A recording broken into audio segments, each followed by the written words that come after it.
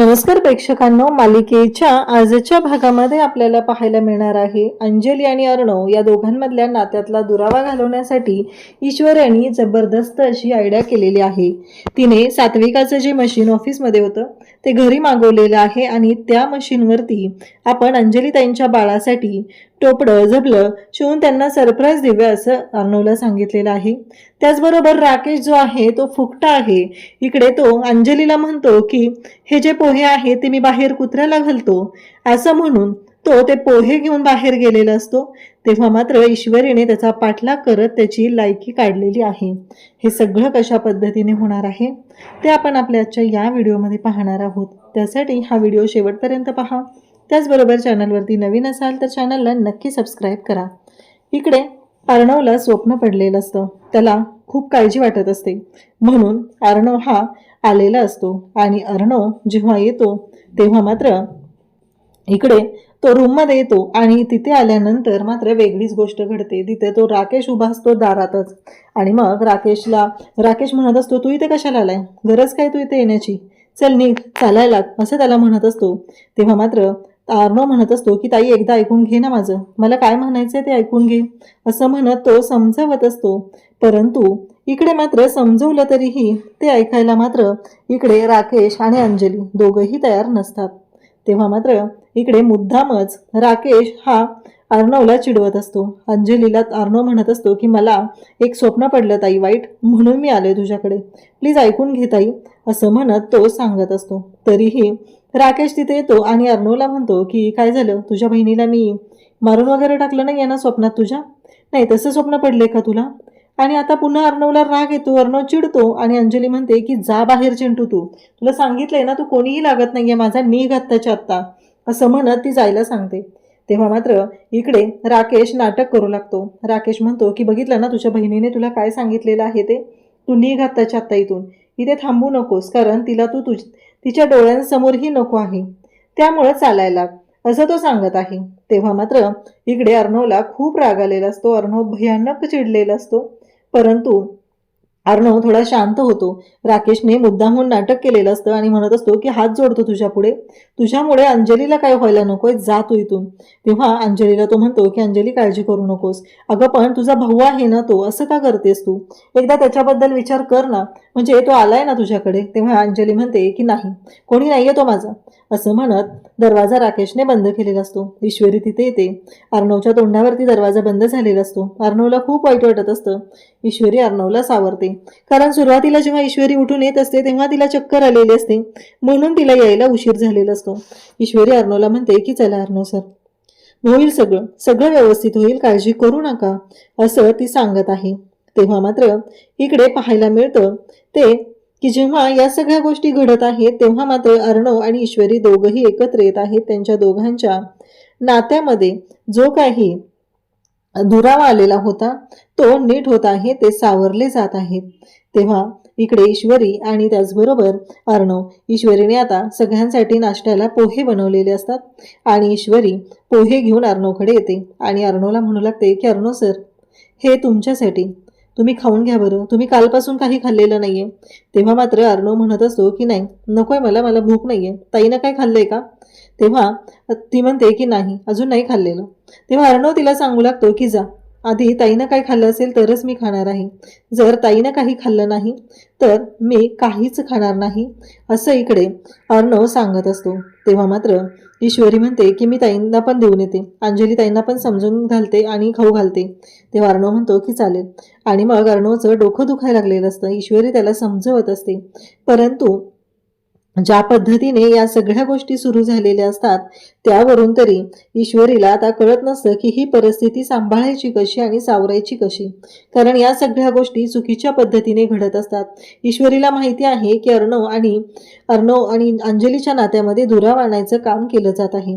इकडे ईश्वरी आता नाश्ता घेऊन येत असते, पण आता ह्या सगळ्यामध्ये आग लावायचं काम करणारी वल्लरी मात्र तिथं बसलेली असते आणि ती म्हणत असते की अंजली तुला कळतंय का, तुला माहितीये का, तुझ्या जागी जर मी असते ना तर मी केव्हाच हे घर सोडून निघून गेले असते, माझ्या नवऱ्याचा एवढा अपमान झालेला मी सहन केला नसता।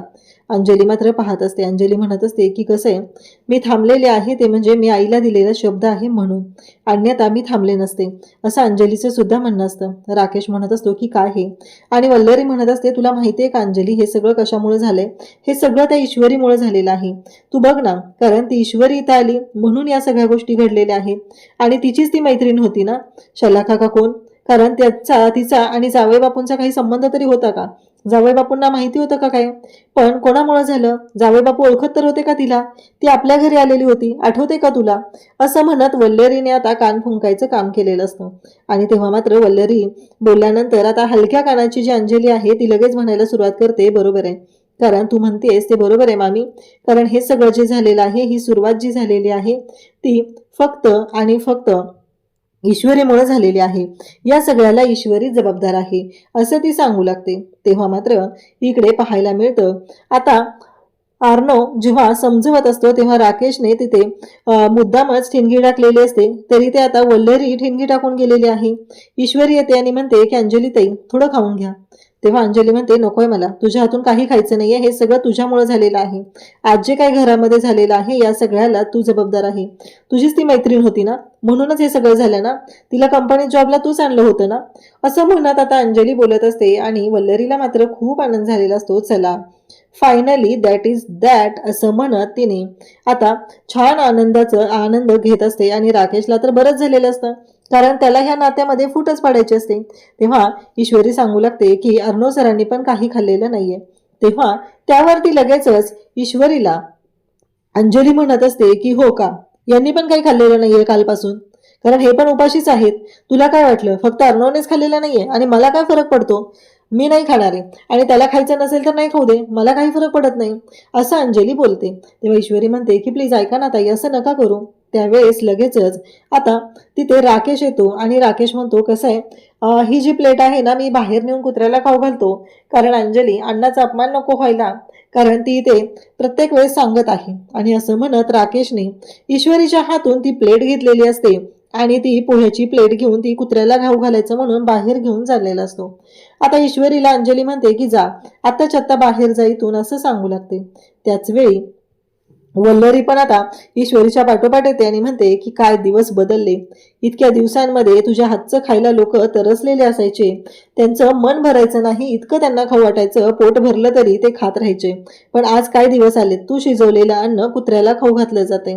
तेव्हा मात्र ईश्वरी म्हणते की तुमचे दिवस काय आहेत ते बघा, कारण माझा नवरा माझे अर्णव सर माझ्या पाठीशी खंबीरपणे उभे आहेत, पण तुमची काय अवस्था आहे त्याचा विचार करा, कारण तुमचा नवरा आणि तुमचा मुलगा हा तुमच्या बरोबर राहिलेला नाही, त्यामुळे तुम्ही विचार करा तुमचं काय होणार आहे ते, असं म्हणत इकडे ईश्वरीने वल्लरीला चांगला झिंगा दाखवलेला असतो. ईश्वरी बोलत असते आणि वल्लरीला म्हणत असते की मला घाबरण्याची गरज नाहीये, कारण माझा नवरा माझ्या पाठीशी खंबीरपणे उभा आहे, काळजी तुम्ही करा आणि तुमचं काय होणार आहे ते बघा, कारण तुमच्या बाबतीत काय होईल याचा विचार नाहीये, यामुळे तुम्हीच आता विचार करत बसा, असं म्हणत ईश्वरीने वल्लरीला चांगलाच माज तिचा उतरवलेला असतो. वल्लरी काय बोलणार असते, ईश्वरीने चांगलंच तिचं तोंड बंद केलेलं असतं. त्यासोबतच इकडे पाहायला ईश्वरी म्हणते की काळजी करू नका, सगळ्या गोष्टी कशा होणार आहेत ते बघा, कारण हे दोन भावांमधलं झालेलं भांडण आहे, बहीण भावंडांमधलं, ते मिटायला वेळ लागणार नाही आणि ते मिटवायला मी आहे ना, त्यांच्या नात्यातला दुरावा दूर करायला, तुम्ही काळजी करू नका, असं म्हणत ईश्वरी तिला बोलून निघतच असते. पण पुन्हा ईश्वरीला गरगरल्यासारखं होतं. अचानक ईश्वरीला काय त्रास होऊ लागलाय हा प्रश्न मात्र पडलेला असतो. आणि त्यासोबतच इकडे वल्लरीला सुद्धा तिने गप्प केलेला आहे आणि ती तिथून निघालेली आहे. त्यासोबतच इकडे पाहायला मिळतं ते म्हणजे ईश्वरी आता विचार करत असते की अर्णव सर आणि त्याचबरोबर अंजलीताईंना एकत्र आणण्यासाठी काय करावं लागेल. इकडे वल्लरी मात्र म्हणते की आता शांत राहणार नाही, असे दिवस दाखवणार आहे ना, विचारच करत बसशील, कारण तुझी कशी वाट लागणार आहे ते बघ. इकडे आता सुप्रिया नम्रताला म्हणते की हे ऑर्डर झालेले आहेत हे बघ जरा, आणि अगं तू सांगितलं नाही मला डोहाळ जेवणाचा कार्यक्रम कसा झाला. तेव्हा नम्रता म्हणू लागते की अगं आई काय सांगू तुला, डोहाळ जेवणाचा कार्यक्रम होता आणि नेमकं इशू आणि जिजू कुठेतरी बाहेर गेलेले होते आणि त्यामुळं गोंधळ असा झाला की ते आले नव्हते. तोपर्यंत अंजलीताई म्हणत होत्या जोपर्यंत ते येणार नाही तोपर्यंत हे डोहाळ जेवण होणार नाही, त्यामुळे अंजलीताई थांबलेल्या होत्या आणि मग वाट बघून खूप वेळ झालेला होता, सगळे वेट करत होते, मग मी घरी आले, असं ती आईला सांगू लागते. तेव्हा आई म्हणते असं झालंय का, बर पण ती म्हणत असते एकतर आणि ते दोघं एकत्र गेले, त्यांच्या मित्राचा ॲक्सिडेंट झालेला आणि ते दोघं एकत्र कसे गेले. असं ऐकल्यानंतर पुन्हा नमू म्हणते काय झालं आई. पण आता पुन्हा एकदा शांत राहते. ती म्हणजेच सुप्रिया तिला काहीच सांगत नाही. इकडे राकेश एवढा मूर्ख असतो की कुत्र्याला पोहे टाकायचे म्हणतो आणि ते पोहे घेऊन तो बाहेर आलेला असतो आणि बाहेर येऊन ते पोहे खात बसलेला असतो.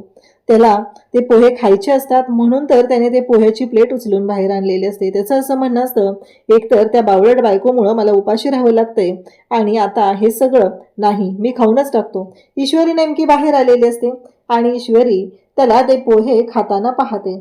तेव्हा ईश्वरीच्या लक्षात येतं. ईश्वरी म्हणते बरोबर आहे, कसे रस्त्यावरचा कुत्राच आहेस ना तू, त्याच्यामुळं रस्त्यावरच्या कुत्र्याची जी लायकी आहे तीच तुझी लायकी आहे.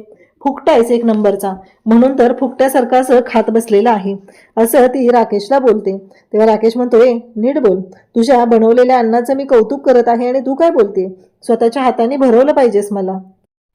राकेश मात्र ईश्वरीला म्हणत असतो की मला ना हे पोहे तुझ्या हाताने खायचे. ईश्वरी म्हणते चल फुट, माझ्या हाताने पोहे खायला आलाय, अजिबात नाही मिळणार आहे आणि मी का खाऊ घालू तुला पोहे, असं म्हणत ईश्वरी त्याला बोलत असते.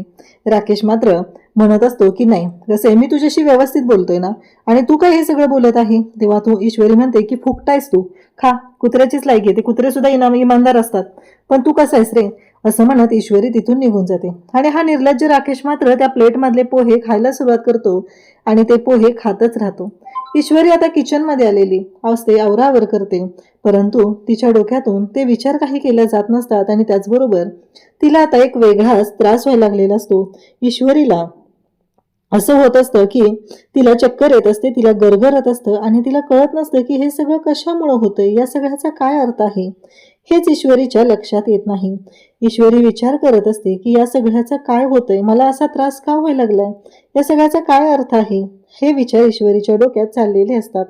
आणि मग ईश्वरी मात्र म्हणत असते की काय करू, अर्णव सरांची तर समजूत घातली पाहिजे, अर्णव सरांना समजून घेतलं पाहिजे, आत्ता त्यांची अवस्था खरं तर बिकट आहे, त्यांच्याशी मलाच व्यवस्थित बोलावं लागणार आहे.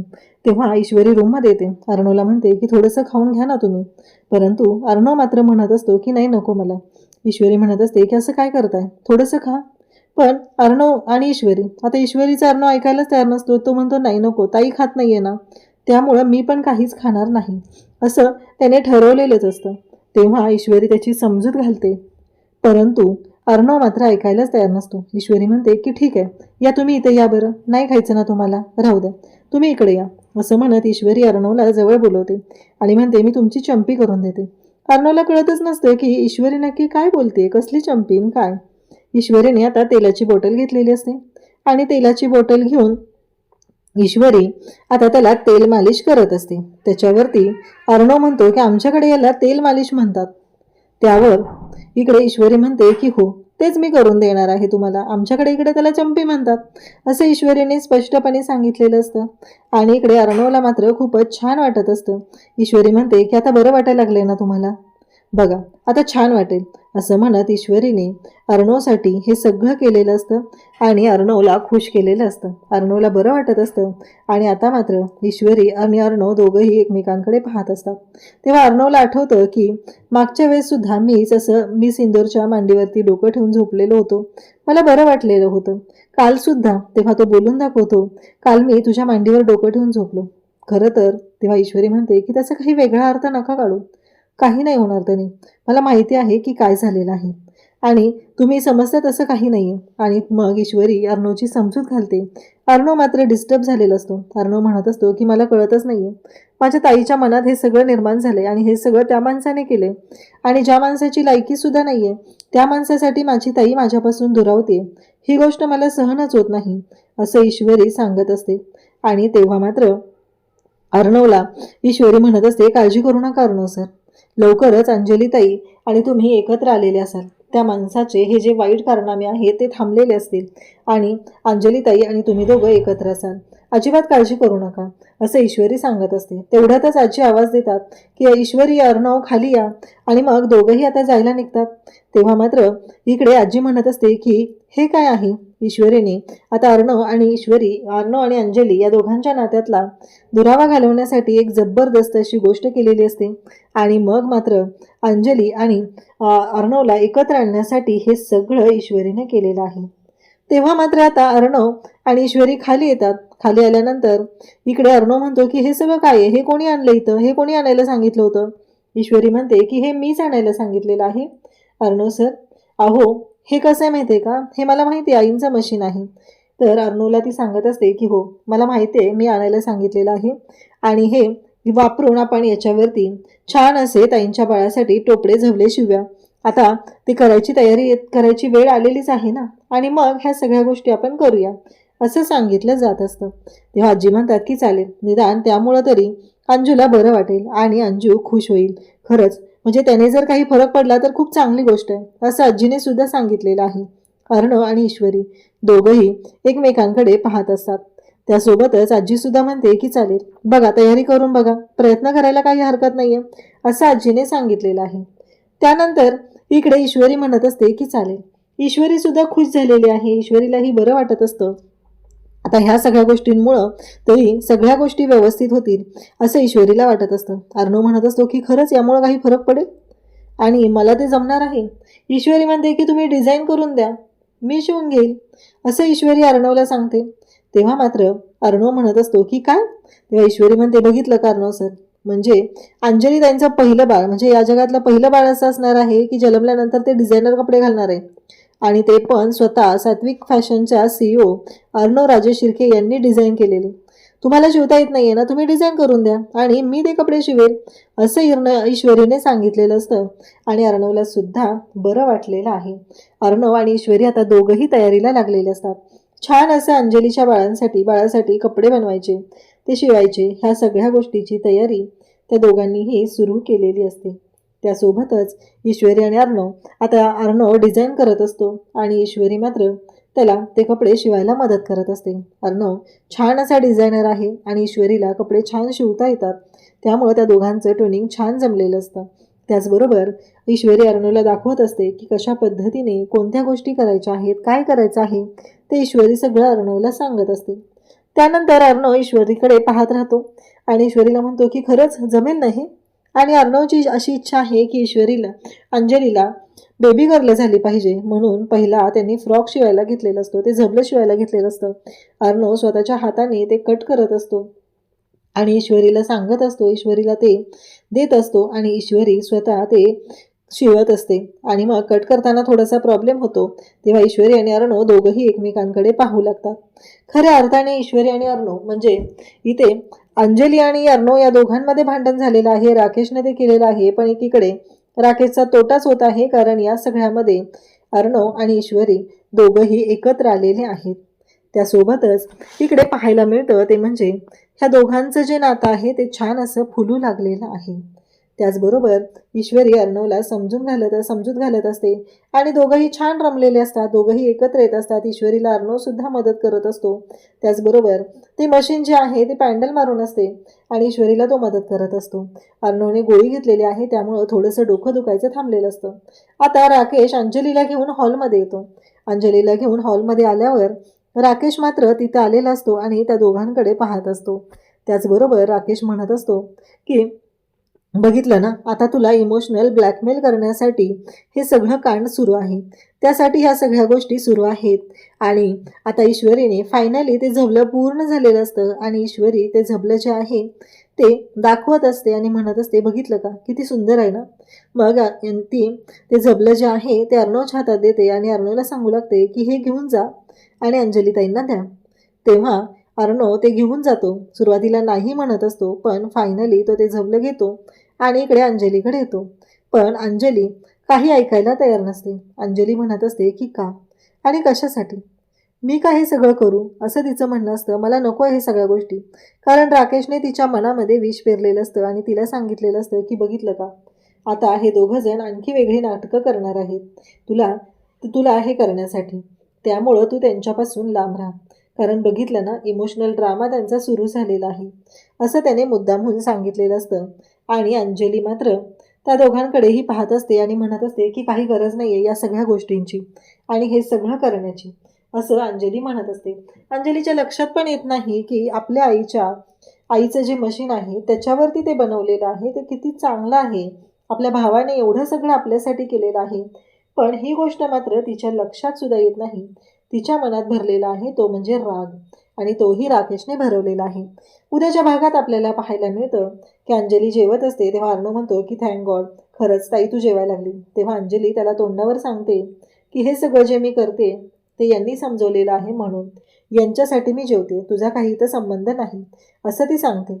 अर्णवला खूप वाईट वाटतं. अर्णव वरती येतो, ईश्वरीच्या पोटाला पकडून रडू लागतो. आई सोडून गेली, आता ताई माझ्यासोबत होती आणि आता ताईसुद्धा मला सोडून चाललेली आहे. ताईला सुद्धा माझ्याबद्दल काही वाटत नाहीये. ताईने असं करायला नको होतं, असं इकडे अर्णव सांगत असतो. कारण माझी काही चूक नाहीये, तो राकेश कसा आहे माहिती आहे ना. ईश्वरी इकडे अर्णवला म्हणते, काळजी करू नका अर्णव सर, लवकरच अंजली ताई आणि तुम्ही दोघं एकत्र असाल, हे मी तुम्हाला प्रॉमिस करते. मी तुम्हाला शब्द देते की तुम्हाला दोघांना एकत्र आणण्यासाठी मला वाटेल ते करायची तयारी आहे आणि ते सगळं मी करणार आहे, असं म्हणत अर्णवला ईश्वरीने प्रॉमिस केलेलं आहे.